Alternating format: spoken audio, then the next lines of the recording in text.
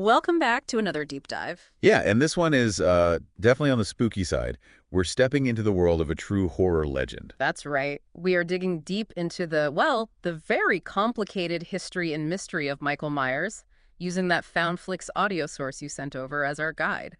So get ready. We're talking chilling origins, some really surprising twists, maybe even a bit of reality TV. It gets weird. It does. Our mission today, though, is pretty clear. Trace the full journey of Michael Myers through these films and, try to figure out why he still gets under our skin. Okay, so let's start right at the beginning. The source points us there. Halloween night, 1963. This is ground zero. Yeah, and the source throws us right in, seeing it through young Michael's eyes. He murders his sister, Judith. Just brutal, especially from a kid's perspective. It really is. And the images the source pulls out are so potent, aren't they? The clown costume, that completely blank stare, even with the knife. It tells you almost everything you need to know about him right from the start. Absolutely iconic horror imagery. So after that, it's off to Smith's Grove Sanitarium for him. 15 years. Under Dr. Loomis. The famous Dr. Loomis, yeah, who basically says right away, this kid is pure evil, the devil's eyes, All right. Loomis sees it, but the source notes he can't really contain him because 15 years later, Halloween 1978. He's out and heading straight back to Haddonfield. And his focus seems to land pretty quickly on Laurie Strode, but, okay, here's that detail the source brings up from the first movie that always kind of baffles me. Michael can drive.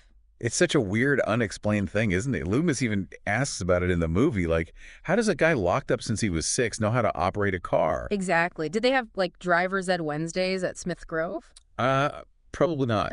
But the source actually suggests this makes him even scarier.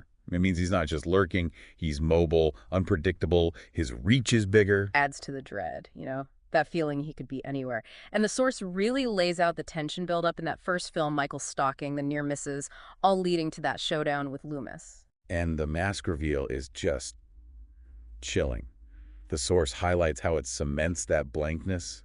And the ending, Michael shot multiple times, falling off the balcony, then gone. Just vanishes. Perfect cliffhanger. Is he human? What is he? Which naturally leads right into Halloween the 2nd. Yeah, the source points out it picks up minutes later, no time jump. And this is where we get that massive bombshell revelation the source focuses on. Laurie Strode, she's Michael's younger sister, adopted after Judith died. That changes everything, doesn't it?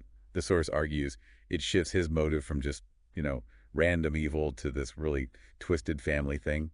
Makes his hunt for her even more disturbing. Definitely ups the creep factor. And the setting for Halloween the 2nd is also just brilliant, as the source notes. Haddonfield Memorial Hospital. Yeah, the source makes a great point, taking a place of safety, of healing, and turning it into his hunting ground. Genius. It makes you feel completely unsafe. And the source mentions H2 definitely ramps up the gore compared to the first one. It gets pretty graphic, especially that operating room showdown. Right. And the ending there, the source mentions, with the explosion, Michael walking out of the flames.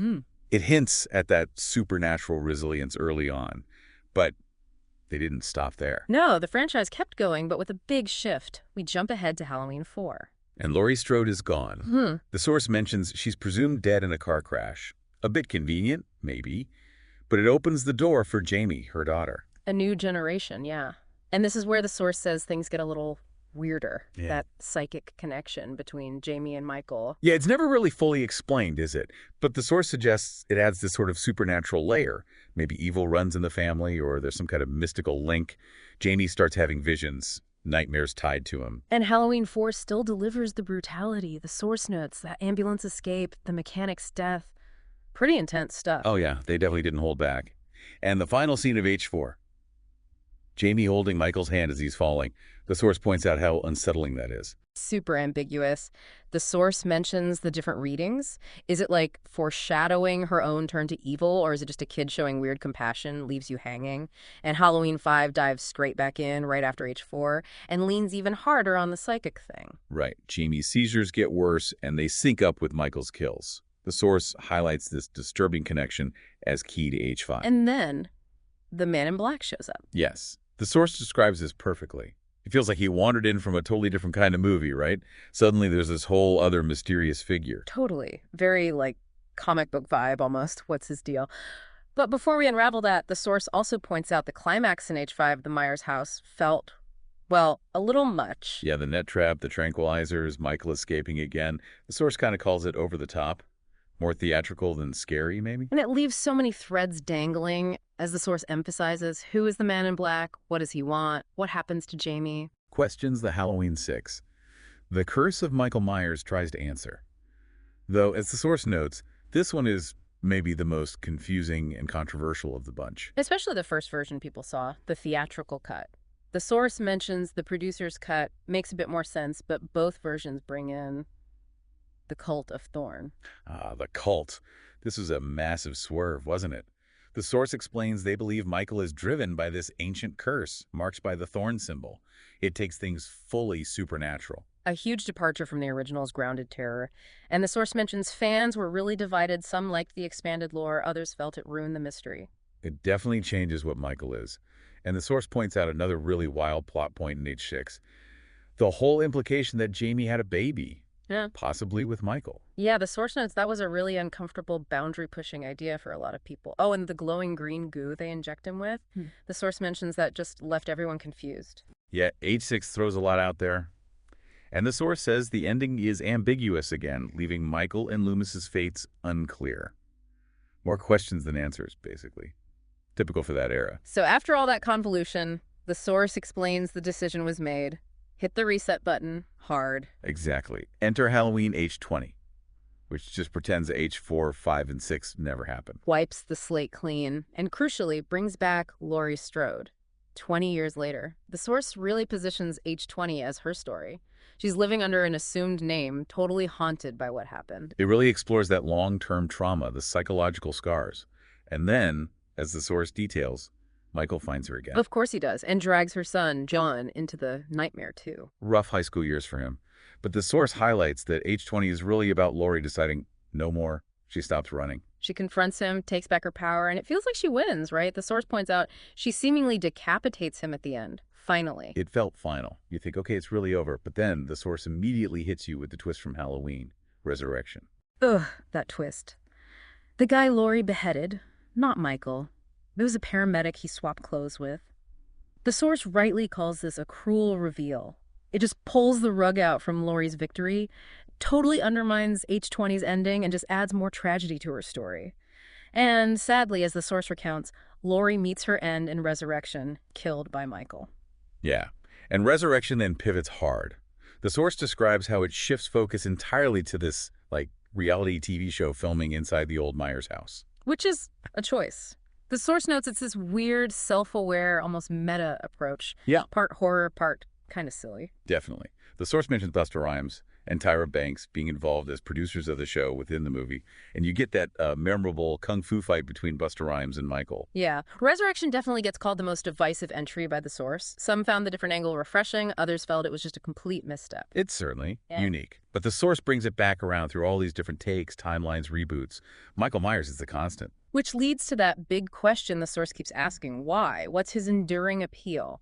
Why are we still talking about this guy? And the source argues it really boils down to his simplicity, that blankness.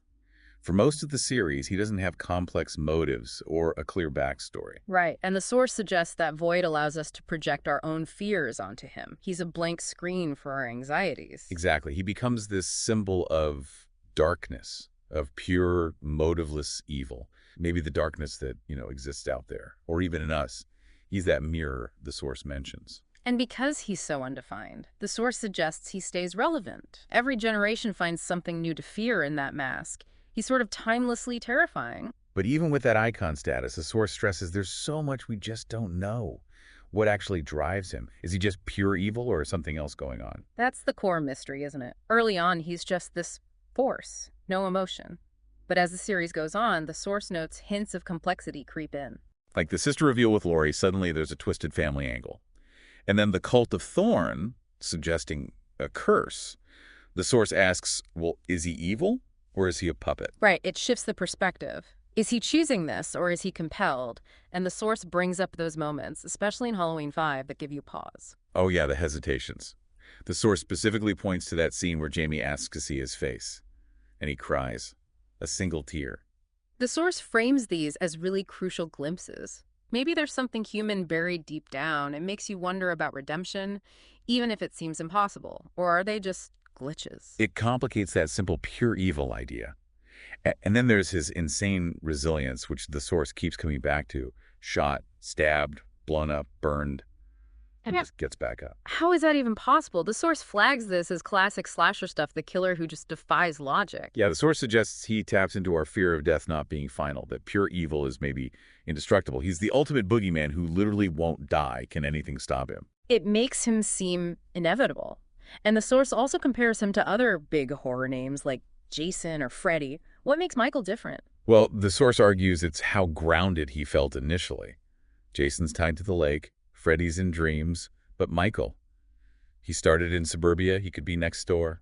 That realism the source stresses makes him uniquely terrifying. He feels possible even when the plots get wild later on. He's still that shape lurking in your neighborhood. Exactly. And the source circles back, despite all the changes Michael endures. Why? It's that simplicity, that blankness again. He's just this perfect vessel for whatever scares us at the time. So after digging through the history, the motives, the comparisons, what's the final word on Michael Myers according to the source? Well, the source basically concludes he's still an enigma, a force of darkness that resists easy answers. We analyze, we speculate, but ultimately, he represents the unknowable. The things that scare us because we can't understand them. And the source suggests that mystery is actually part of the appeal. It keeps us thinking, keeps us confronting those fears. Yeah, it makes you want to rewatch and try to piece it together, even if you know you can't. Now, thinking about the films themselves, the source also talks about how the whole franchise has changed over time. And it gives huge praise to the original Halloween. Calls it a masterpiece. Not just horror, but suspense, atmosphere. It basically wrote the slasher rulebook. John Carpenter's direction, that score, the performances, the source highlights how it all just worked. That piano theme alone, instantly recognizable, instantly creepy. Oh, for sure. And the source acknowledges, look, the sequels are a mixed bag, quality-wise. But they all try to explore different angles of Michael's story. Supernatural, psychological. They all add something to the overall picture. Even the ones people don't like as much, like Resurrection, they're part of the story of this character's evolution in pop culture. It's kind of a testament to horror's staying power, you know? And Michael's right at the silent, relentless, pure dread. It's pretty amazing, isn't it? For a guy who never talks, he generates so much conversation.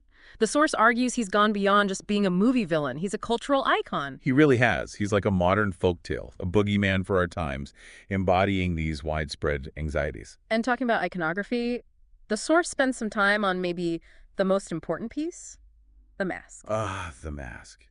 So simple, so terrifying.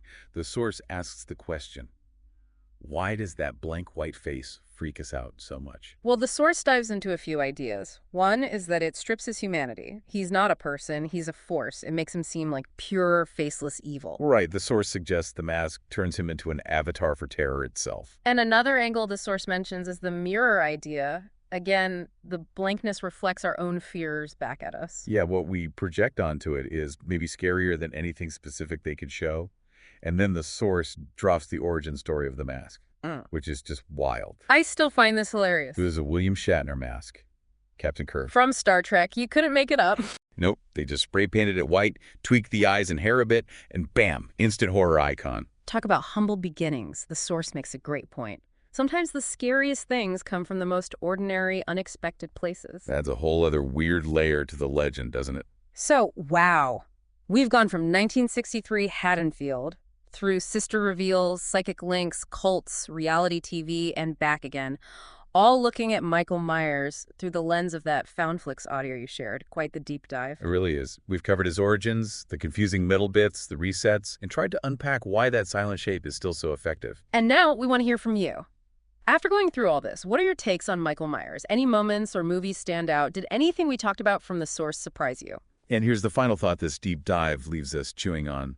We talked about pure evil. We talked about curses. But then there are those tiny, fleeting moments. The source highlighted the tear, maybe a hesitation where something that looks like humanity flickers through. How do we square that? Does that tiny crack change what he is? Or is it just noise in the signal of pure darkness? That's a really interesting question to ponder, especially next time you decide to revisit Haddonfield on screen. Definitely something to think about. Until our next deep dive, maybe keep a light on and, be careful out there. Especially on Halloween.